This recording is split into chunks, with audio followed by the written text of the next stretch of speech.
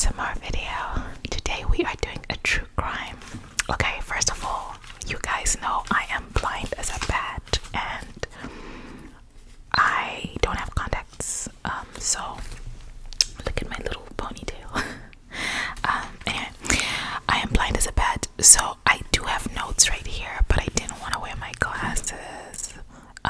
So I am just going to have this little notebook here, and sometimes I'm gonna look real close because I can't see. But I thought that it would be wrong for me as an African girly. I'm Zimbabwean, but as an African girly, to not share with you the story of Hush Puppi, the true crime story of Hush Puppi. Like, what? That would be wrong. And so we're fixing it right now. We're remedying it right now. And I'm going to tell you the story of one of the most infamous and famous scammers in Africa. So Hush Puppi was like very flashy, very flamboyant, very over the top. He used to wear Gucci, even used to call himself billionaire. Like, I think Gucci billionaire or something like that. Billionaire. You know, he always talk about, he was always wearing high, like brands, Versace, all these, like, and when I talk about brands, I'm not talking about the quiet luxury. No, I'm talking about the loudest pieces of luxury that he could ever find. He was just that guy. Okay. Hush Puppi grew up in Lagos, and even as a teenager, he was a hustler.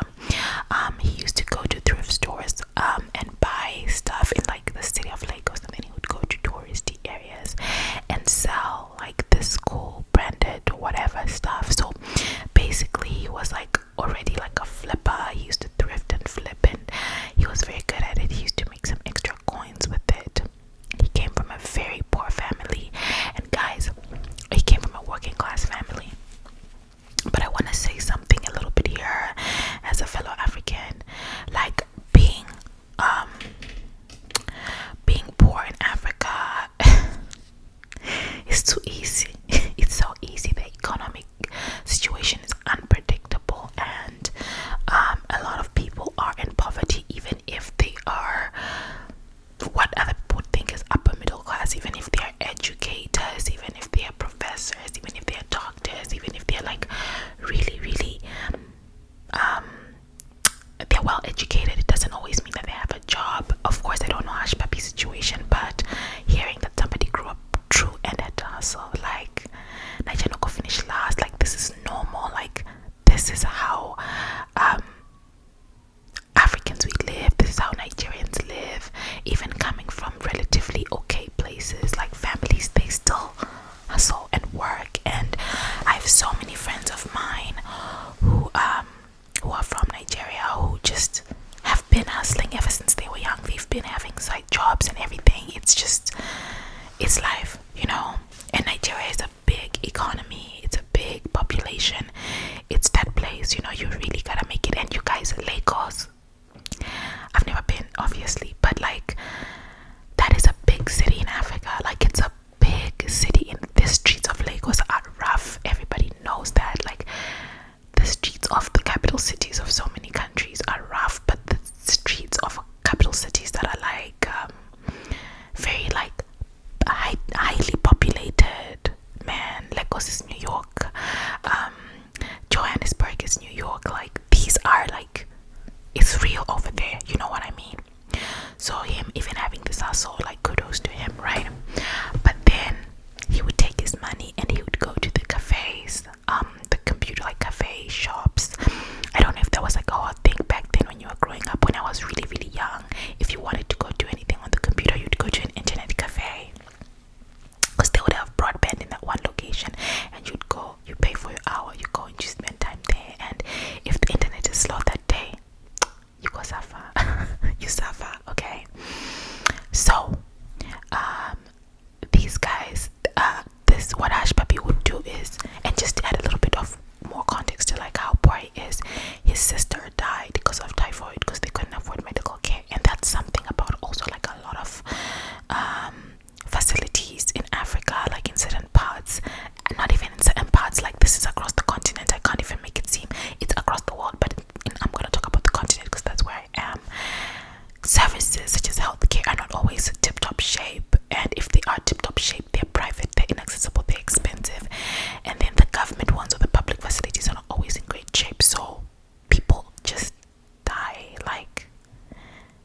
is so like bad, but it's real. Sorry. And we're getting a phone call from.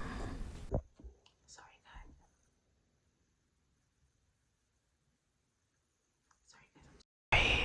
I'm actually gonna put my phone on airplane mode, right? Yeah, I'm gonna put my phone on airplane mode so that no phone calls can come through. Okay, so I was saying that like healthcare is really that's something it's a luxury. Honestly, like quality healthcare is a luxury in Africa, in so many big cities, in so many parts, in so many communities. It's a luxury, I'll have to say.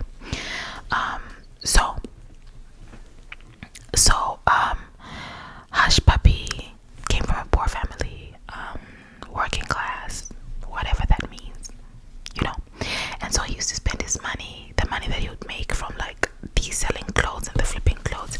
He would then take that money and he would go and put it in at the internet cafe, and he used to hop onto this platform called Yahoo.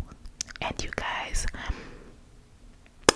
this is actually the nickname of people who scam on the internet till today. They're called Yahoo boys, and they would do like basic scams. The scams are called like confidence scams, where you form a relationship with somebody and then you ask them for money and they send you money, or they're your lover or whatever. Confidence scams.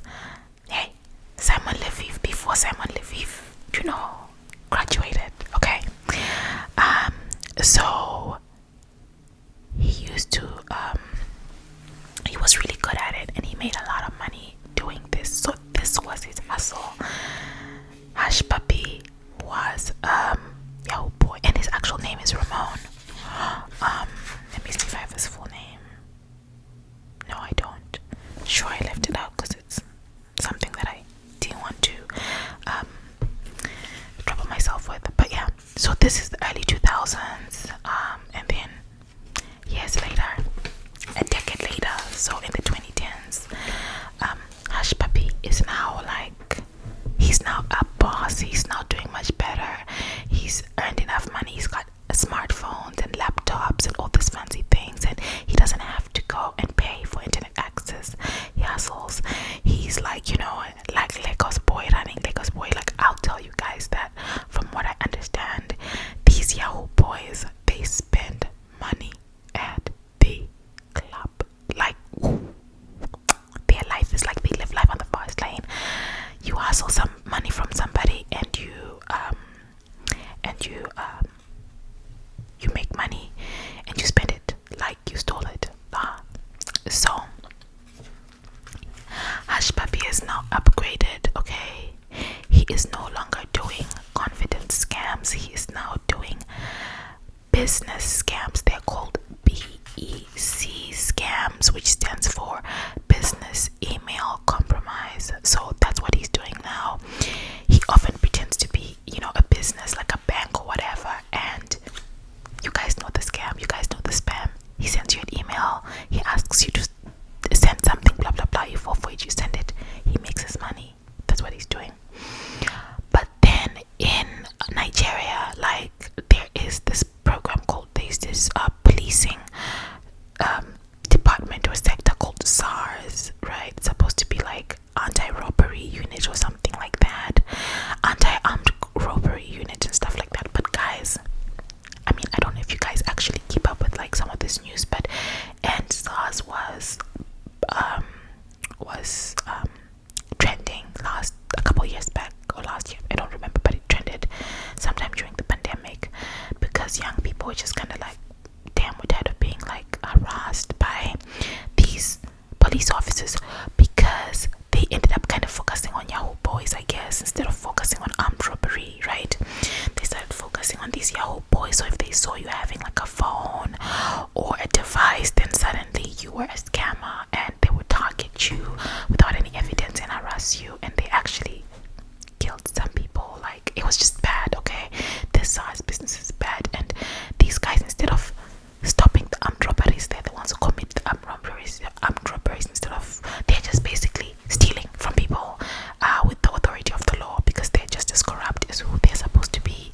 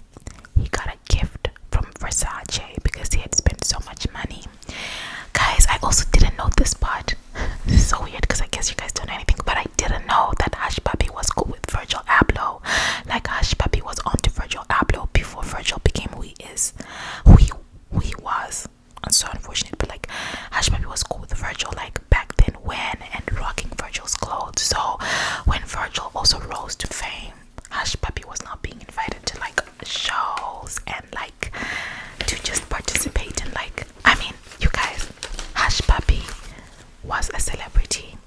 He had like millions of followers on IG, and he was also like the hustle culture guy. You gotta fake it till you make it. You gotta this, you gotta that. Those codes and those testimonies and all this stuff going on. Okay. He also really wanted fame, so he would do certain things like trolling celebrities, and he trolled Davido. Like, if you guys don't know who Davido is, I don't know. Like, okay, and not to say I don't know, like there's something wrong. I understand. Davido is one of the biggest Afrobeat stars. Like, he made I think his song Fall really, really, really, really hit the scene. And which other song? There are two songs that kind of blew up at the same time. Like crossover, especially in the American market. And Afrobeats, like he really is the king of Afrobeats. Like, no lie, he makes good music. I enjoy his music, and I think he's so talented. But yeah, he started like trolling these people, saying, "Oh, you couldn't pay a bill at what place," and then he would post a screen, like a picture of his tab. So he goes to this place in Lagos, and he runs up the tab to $27,000, and he pays it cash. What? What? I'm sorry, like there's no way. I'm just like, what? How is spending that much money in one night? And then he's just kind of trolling people, and then people troll him right back. They're like, "We know you're a Yahoo boy. We don't even know how you make your money. You're a scammer. This, and we're just calling him out, basically."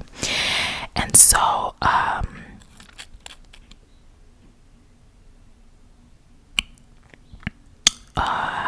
at a certain point, like one of the guys he's trolling even tags the FBI and some other authorities, because he's like, "Man, it's time for you to get like what you deserve. Who the hell is this guy who's calling us out? Us who are working for our money. Like, what is he doing for his money?" So then I guess it gets to him a little bit, and he starts posting like, "I'm just a kid from Lagos, came up from nothing, blah blah blah. I'm here. I represent all the ghetto kids who don't think they can make it, work hard, la la la la," and all that stuff. Like, that's his little comeback. And he's posting pictures and stuff. Like, honestly, it's wild. He also like used to have lavish birthdays. Like, his birthday cakes would be like made by houses like Versace or Gucci or whatever. Like, he was just extravagant, guys. He was extravagant. And at that time, he moved from Malaysia to Dubai, and he was living in like a penthouse that is all decked out, like gold, nice. This, you guys, you know how Dubai is. So he was living it up. He really was living it up. So this is a tale of another place. Okay, so in 2019 in Malta, this one lady is having like a bad day because she's a businesswoman, she's a CEO, but like she's getting all these reports that all the point of sale machines are down. The POS, your little swipe thing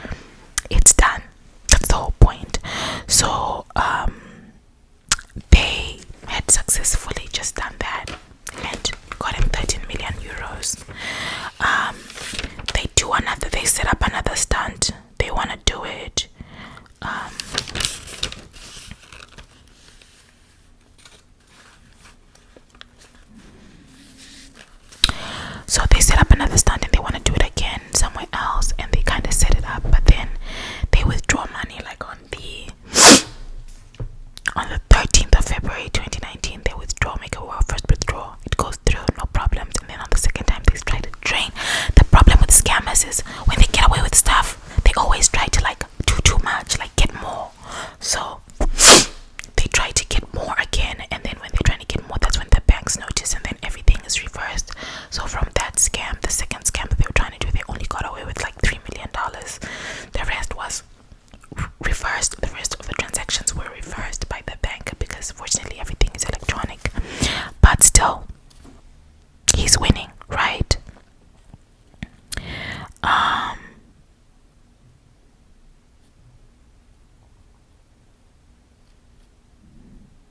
Yeah, okay, he's winning. So this is the part when things start to kind of go sour, right? At a certain point, Caleb decides to like defraud this USA law firm of $1 million. And he then also travels to America, and guess what? He's having a conversation with Hush Puppies. They're setting up, and then they're asking, did it go through? Did it work? Blah blah blah. And then Caleb goes, yeah, it goes through. I'm gonna talk to you. I'm gonna call you once I'm done at the airport because I just landed. Well, guess what? He walks right into the FBI, and the FBI arrest him for his fraud, wire transfer fraud, theft, all these wire transfer fraud and all this stuff. And really, the way that these guys got caught was because the FBI was actually trying to find the North Korean hackers, and then they found these guys, and it kind of dominoed, like a little bit of information here, a little bit of information there, and they kind of got to Caleb. Caleb was really like running a crime syndicate, like he really was a big boss. And so it is what it is, right? And then I guess once Caleb is arrested, like Hush Puppy doesn't really have like his big boss friend to work with. So Hush Puppy then goes back and works with like a Kenyan guy, like an old school friend called Jama. He's a Kenyan guy. And so Jama and Hush Puppy are actually trying to swindle this one guy. There's a guy who is trying to build a school in Qatar, and he's trying to get to get a loan or whatever, like money, like 25 mil or whatever, to get a loan. And these guys are like, nah fam, we can help you, blah blah blah. They pose as people who can help him, and they're like, we've got you, we can help you, but for you to like get what you're trying to go to, you need to send us like 100K. Now in this scam, the people who are involved are the people who are involved are Jama, Hush Puppy, and this guy called Vincent. Vincent is the one who set up the portals and the websites and everything. And so Vincent kind of feels wrong. He's like, listen, I set everything up and I'm not getting my rightful share of this money. You know what they do? They get the guy to send money to like different places. So this one time, the guy actually is told to send money to like a wristwatch place, like a fancy high-end watch jeweler, right? And he sends 230,000 to the jeweler, and then the jeweler sends the jewelry straight to Hush Puppy, and Hush Puppy posts it on Instagram. This is the problem with these guys. They post everything that they do on Instagram. So when the police are now looking into them, it's easy for them to connect the dots and find stuff. So then Vincent gets mad that he's not in on it, and then Vincent decides, you know what? I'm gonna go and try and milk the mark myself. So he then goes to the mark and says, those guys are not honest, those guys are not real. I'm the real plug. They're just playing you. You should send the money to me. And then the mark turns around and goes and tells like Hush Puppy right back. So it's ridiculous because Hush Puppy gets so mad. He gets so mad he even gets Vincent thrown in jail by a dirty cop who is part of the SARS unit. His name is Abba. I think it's Abba, yeah. Abba arrests Vincent and like the transcript of the conversation between Abba, the SARS officer, and Hush Puppy is like on text. It's everything on text. I want you guys to get an idea of the fact of how these guys get caught. So we've got three major players right now. We've got Hush Puppy, Jama in Kenya, whatever, but we've got Hush Puppy, we've got Caleb, and now we have Abba, this boss in the SARS place, and he's really, really dirty. So what happens is there is another guy who is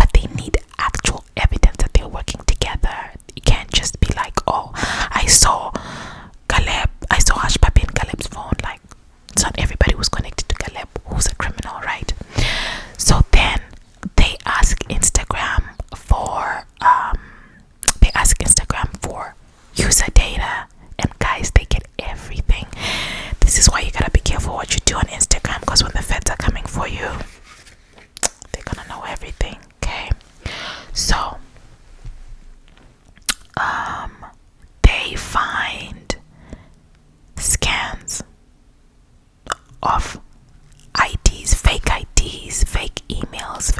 I mean, not just fake IDs, fake passports, fake identifying documents of Hush Puppy. The hackers, so much, they find so much information because what they do is that they get access to the username. I mean, they get access to the user data, and what it gives them is that it gives them an email, right?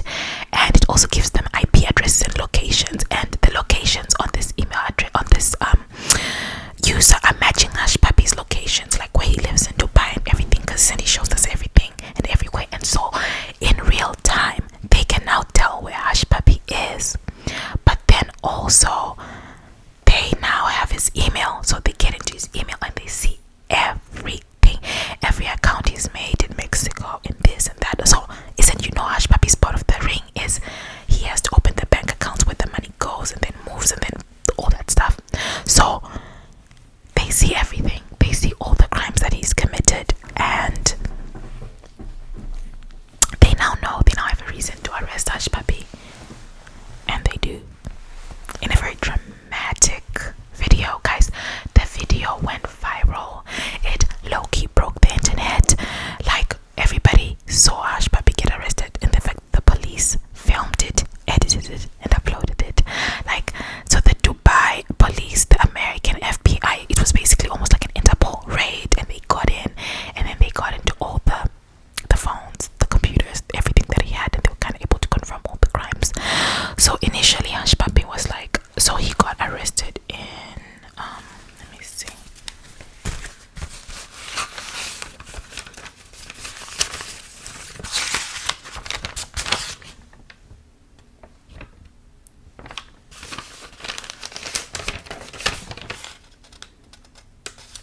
so in June 2020 Hush Puppy, in June 2020 Hush Puppy got arrested, and they seized everything, and they found stuff worth 40 million, which I have to say, you guys, this is the most that I've seen a scammer be able to, like, they be able to recover something off of a scammer who scammed people worth billions at this point. And he gets sent to Chicago.